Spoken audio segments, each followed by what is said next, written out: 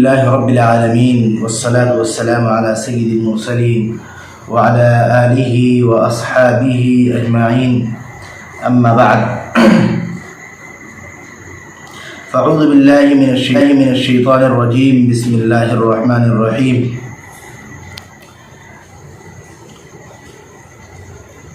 ألف لام ميم ذلك الكتاب لا ريب فيه هدى للمتقين وفي مقام آخر ذلك اليوم الحق فمن شاء اتخذ إلى ربه مآبا صدق اللہ مولانا العظیم۔ میرے واجب الاحترام بزرگوں اور دوستوں، اللہ کا یہ بڑا فضل ہے، اس کا بڑا کرم ہے کہ آج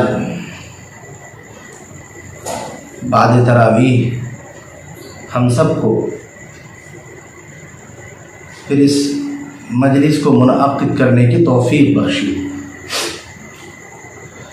یہ رمضان المبارک کا مبارک مہینہ چل رہا ہے، اور کل بھی میں نے بیان کیا تھا کہ اس کو 3 حصے میں منقسم کیا گیا۔ رسول اکرم صلی اللہ علیہ وسلم کی حدیث میں نے ذکر کی تھی، بیان فرمایا تھا کہ اولہ رحمۃ واوسطہ مغفرۃ وآخرہ عتق من النار، یعنی پہلا عشرہ اس کا جو ہے وہ رحمت کا ہے، اور دوسرا اس کا جو ہے وہ مغفرت کا ہے، تیسرا اور آخری عشرہ جو ہے وہ آگ سے خلاصی کا ہے۔ ہم اور آپ پہلے عشرے میں چل رہے ہیں، اور پہلے عشرے میں 2 دن کی تراویح کے بعد یہ پروگرام طے ہوا کہ پروگرام کیا جائے، اور کچھ قرآن اور کچھ صاحب قرآن کے حوالے سے گفتگو کی جائے، رمضان المبارک کی اہمیت اور افادیت پر گفتگو کی جائے، رمضان المبارک کے آداب کیا ہیں، اس کے حقوق کیا ہیں، کس طریقے سے ہم رمضان المبارک میں اپنا وقت گزاریں۔ اس موضوع پر گفتگو کے لیے بات طے ہوئی، اس ناچیز کو یہ ذمہ داری دی گئی۔ آپ حضرات کا بھی آنا بہت مبارک ہو، اور اب آپ اپنا قیمتی وقت دیتے ہیں، یہاں تشریف رکھتے ہیں۔ سب سے پہلے میں بیان فرماؤں کہ میں نے قرآن کریم کی ایک آیت پڑھی، الف لام میم ذالک الکتاب لا ریب فیہ ھدی للمتقین، یہ وہ کتاب ہے جس میں کوئی شک و شبہ نہیں ہے، اور متقین کے لیے ہدایت ہے۔ تو ظاہر سی بات ہے کہ متقین کو مخاطب کیا گیا ہے، جو اس میں تلاش کرے گا اس کے لیے ہدایت ہے۔ اور میں نے قرآن کریم کی ایک آیت اور پڑھی، ذالک الیوم الحق فمن شاء اتخذ الی ربہ مآبا۔ قرآن پاک کے مضامین کا کچھ اندازہ آپ کچھ یوں لگائیں، ظاہر بات ہے کہ قرآن پاک بہت سے مضامین اس کے اندر ذکر کیے گئے ہیں، بیان کیے گئے ہیں۔ خود یہ قرآن کریم اپنے پڑھنے والوں کے لیے سفارشی بنتا ہے۔ کل قیامت کا دن ہوگا، حشر کا میدان ہوگا، چونکہ رمضان المبارک اور قرآن کریم سے بہت ربط ہے، اس لیے قرآن کریم کا بار بار ذکر آ رہا ہے۔ ابھی ہم نے تراویح پڑھی، اس میں قرآن کریم ہم نے سنا پڑھا، تو ظاہر سی بات ہے کہ اس کے تعلق سے بھی گفتگو ضروری ہے، اور رمضان المبارک کے متعلق بھی گفتگو ہو رہی ہے۔ نبی اکرم صلی اللہ علیہ وسلم نے بیان فرمایا، اقرأوا القرآن فإنه يأتي يوم القيامة شفيعا لأصحابه، قرآن کریم کی تلاوت کیا کرو، قرآن کریم اپنے پڑھنے والوں کے لیے قیامت کے دن شفاعت کرے گا۔ اللہ تعالیٰ کے کلام کی شفاعت کیسی ہوگی، کچھ آپ اس کا تصور نہیں کر سکتے ہیں، آپ اس کا اندازہ نہیں لگا سکتے ہیں۔ میرے عزیز دوستو، فلہذا قرآن کریم کی خوب خوب کثرت سے تلاوت کیجیے جائے، کیونکہ یہ خود اللہ کے نبی کی حدیث ہے، اقرأوا القرآن فإنه يأتي يوم القيامة شفيعا لأصحابه، یہ مسلم شریف کی روایت ہے۔ کل قیامت کا دن ہوگا، حشر کا میدان لگا ہوگا، تمام نفسی نفسی کا عالم ہوگا، لوگوں سے سوالات ہوتے ہوں گے۔ جو قرآن کریم کو پڑھنے والا ہوگا، قرآن کریم کی تلاوت کثرت سے کرتا رہا ہوگا، خدا کی قسم کل حشر کے میدان میں یہ قرآن کریم اپنے پڑھنے والوں کے لیے، یہ اس حدیث کی بنیاد پہ میں کہہ رہا ہوں کہ قرآن کریم اپنے پڑھنے والوں کے لیے سفارشی ہوگا۔ کل حشر کے میدان میں یہ سفارش کرے گا، اور اللہ تعالیٰ سے کہے گا، اے اللہ یہ دنیا کے اندر مجھے کثرت سے پڑھا کرتا تھا، تیرے کلام کی تلاوت کیا کرتا تھا، اے اللہ میں گواہی دیتا ہوں، اے اللہ میں اس کے لیے سفارشی بن کر کھڑا ہوں، اے اللہ میری سفارش قبول فرما لیجیے۔ فلہذا اعلان ہوگا کہ قرآن کریم کو پڑھتا جا اور جنت کی سیڑھیوں پر چڑھتا جا۔ میں نے کل ایک حدیث بھی ذکر کی تھی، حدیث یہ ذکر کی تھی کہ سیدنا حضرت جبرائیل علیہ السلام نے کچھ دعائیں کی اور آپ صلی اللہ علیہ وسلم نے آمین کہا اس پر۔ اس میں ایک چیز یہ بھی تھی کہ کوئی رمضان المبارک کا مبارک مہینہ پائے اور وہ اپنی بخشش نہ کرا سکے، لعنت ہے ایسے شخص پر، چنانچہ آپ صلی اللہ علیہ وسلم نے اس پر آمین کہا۔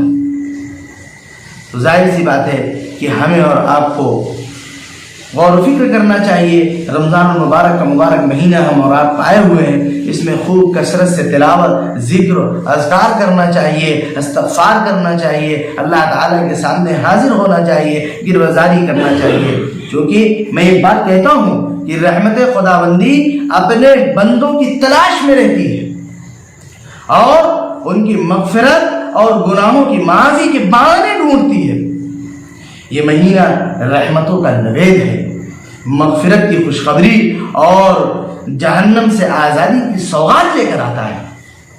اس کی ابتدا رحمت اور اس کی جو ابتدائی دور ہے وہ رحمت ہے، درمیانی حصہ جو ہے اس کا ظاہر سی بات ہے کہ یہ مقدس مہینہ ہے، تو درمیانی حصے میں اللہ تبارک و تعالیٰ مغفرت کرتا ہے، آخری حصے میں دوزخ سے نجات کا ذریعہ بنتا ہے۔ ظاہر سی بات ہے کہ کس قدر بدقسمتی اور محرومی ہوگی کہ رمضان مبارک کا مقدس مہینہ گزر رہا ہو اور ہم رضائے الہی کا سامان نہ پیدا کر سکیں، رضائے الہی کا سامان نہ پیدا کر سکیں۔ کتنی حماقت کی بات ہوگی، ہمارے اور آپ کی بے توجہی کی بات ہوگی کہ رمضان المبارک کا مبارک مہینہ ہم پائیں اور اس میں اپنے مغفرت نہ کرا سکیں۔ تو میرے دوستو میں ذکر کر رہا ہوں کہ اس مبارک مہینے کی عظمت، رفعت، منقبت اور اس کی فضیلت کا اندازہ آپ کچھ یوں لگا سکتے ہیں کہ اس ماہ میں شیاطین قید کر دیے جاتے ہیں، اس ماہ میں شیاطین قید کر دیے جاتے ہیں تاکہ انسان کو سکون اور اطمینان کے ساتھ عبادت اور ریاضت میں مشغول ہونے کا موقع مل جائے، اچھے سازگار ماحول میسر ہو جائے۔ تو ظاہر سی بات ہے یہ اعلان من جانب اللہ کیا گیا اور کیا جا رہا ہے، اور اپنے آپ کو اس کا مستحق بنانے، بہکانے والا، غلط راہ پر ڈالنے والا، اندیشے اور وسوسے پیدا کرنے والا، نیکیوں سے طبیعت اچاٹ کر دینے والا اب کوئی ایسے سامنے موجود نہیں ہے، جو کہ شیطان اس کو اللہ تعالیٰ نے قید کر دیا ہے، اس کو زنجیروں میں جکڑ دیا ہے اللہ تعالیٰ نے۔ لیکن ہمارے اور آپ کے ساتھ شیطان کا ایک بھائی نفس رہتا ہے جو ہر روز ہمیں اور آپ کو بہکاتا ہے، پھسلاتا ہے، جو کہ پورے سال ہم نے اپنے زندگی کو غلط راہ پر ہم نے دوڑائی اور غلط راستے کو ہم نے چن لیا، صراط مستقیم سے ہم بھٹک گئے۔ تو ظاہر سی بات ہے جو دل سیاہ ہو چکا ہے اس کی سیاہی مٹانے کے لیے ہمیں تگ و دو کرنی پڑے گی، محنت کرنی پڑے گی، کوشش کرنی پڑے گی، اللہ تعالیٰ کے سامنے گروزاری کرنی پڑے گی، معافی تلافی کرنی پڑے گی، تو تب جا کر ظاہر سی بات ہے کہ کہیں نہ کہیں کچھ ہمیں میسر ہوگا، ہم رمضان کے قدر کر سکیں گے، رمضان کی اہمیت کا ہمیں اندازہ ہوگا۔ تو میرے دوستو، رمضان المبارک کے کچھ آداب ہیں۔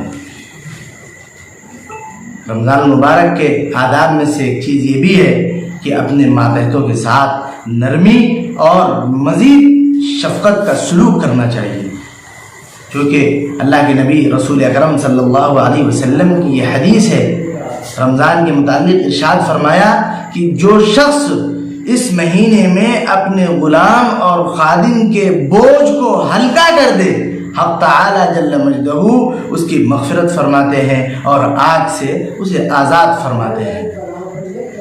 اسی طریقے سے ایک دوسرا ادب رمضان المبارک کا یہ بھی ہے، یہ بھی رسول اکرم صلی اللہ علیہ وسلم کی حدیث ہے.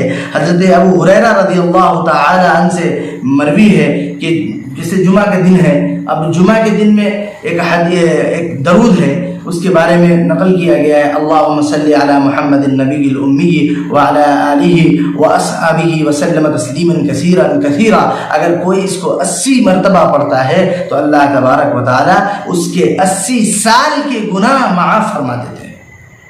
رمضان المبارک میں کلمہ طیبہ پڑھنا چاہیے، استغفار کرنا چاہیے، اللہ تبارک و تعالیٰ کے سامنے گروزاری کرنا چاہیے، کثرت سے استغفار کرنا چاہیے. رمضان کے آداب میں سے ہے.